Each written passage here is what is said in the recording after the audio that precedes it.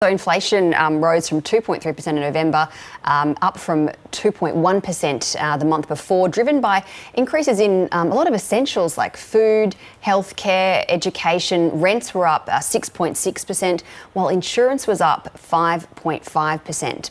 So for more, I'm joined now live by Sulin Ong from RBC Capital Markets. Thank you so much for your time. What do you make of these figures today? A rise in headline inflation, but a fall in trimmed mean. It is a bit of a mixed bag. The headline numbers did tick up a little bit to 2.3%, as you said. Not really that surprising. We know that energy rebates, electricity rebates, exerted a big downward influence in the previous month. That reversed a little bit in November, although overall electricity and energy is down year on year, and that's keeping the overall headline number in these around this low 2%. So 2.3, still a good outcome. Technically within the Reserve Bank's target. I think more importantly, though, once we strip out the impact of outsized moves, including these utility rebates, what we are seeing is a bit of a moderation continuing in the key trimmed mean. So this is the measure that the RBA in particular focuses on. That's eased to 3.2% in November from 3.5%. Lower fuel prices over the year as well has helped that. So what we are seeing is generally a move lower in overall inflation, including that underlying measure, and I think that is welcome news.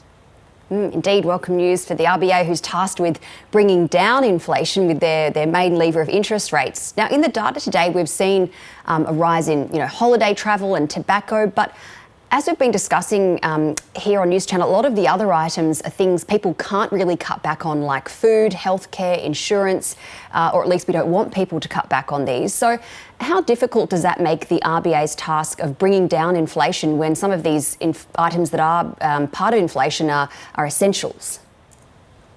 They are very much so, and we see it, as you point out, in a number of these non-discretionary essential type components. So health, education costs, rental, they're all running in that sort of 5 to 6% plus type range in annual terms, so well above the RBA's target. They are in some ways quite sticky as well. We know that a number of these service sector type measures have a high labour component, so it's reflecting what is still a fairly healthy and tight labour market. So when we look at overall services inflation, while that did ease in November, it's still running at 4.2%, so quite elevated, again, above the RBA's target and consistent, we think, with what is still a fairly healthy labour market. So it is challenging for the RBA. Inflation is moving in the right direction, including that trimmed mean. It's inching closer to the Reserve Bank's target.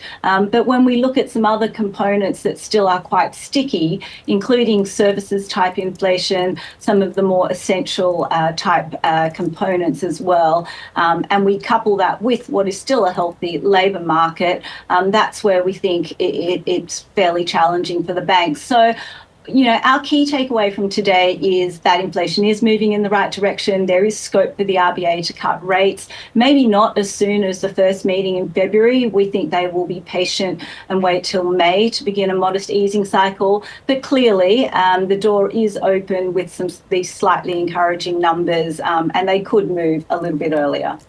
The markets have responded to the data today and are sort of solidifying their bets of a rate cut in February or later. But what else needs to happen in the next few weeks for the RBA to make the call to cut?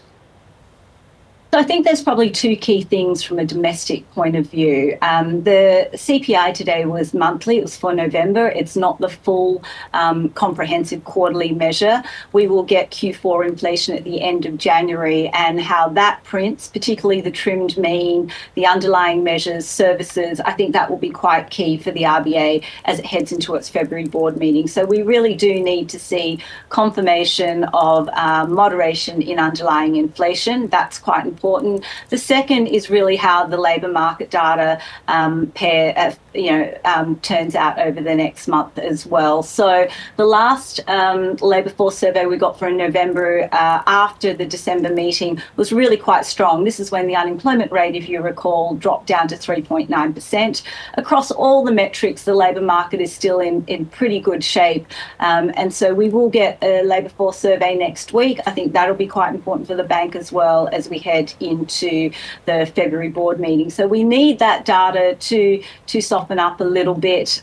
So that will be important. And then I think developments around the new US administration, any early policy measures from them will give us a bit of a sense of what policies will be adopted and how that might impact Australia, particularly on the tariff front. And, there is clearly, I think, as well, a bit of speculation over when the election in Australia will be. So they're the kind of 4 factors we're looking at as we head towards the February board meeting. But absolutely, following what was some reasonable inflation data today, markets have increased the odds of a cut in February and have about 20 of 25 basis points priced in for that Feb meeting.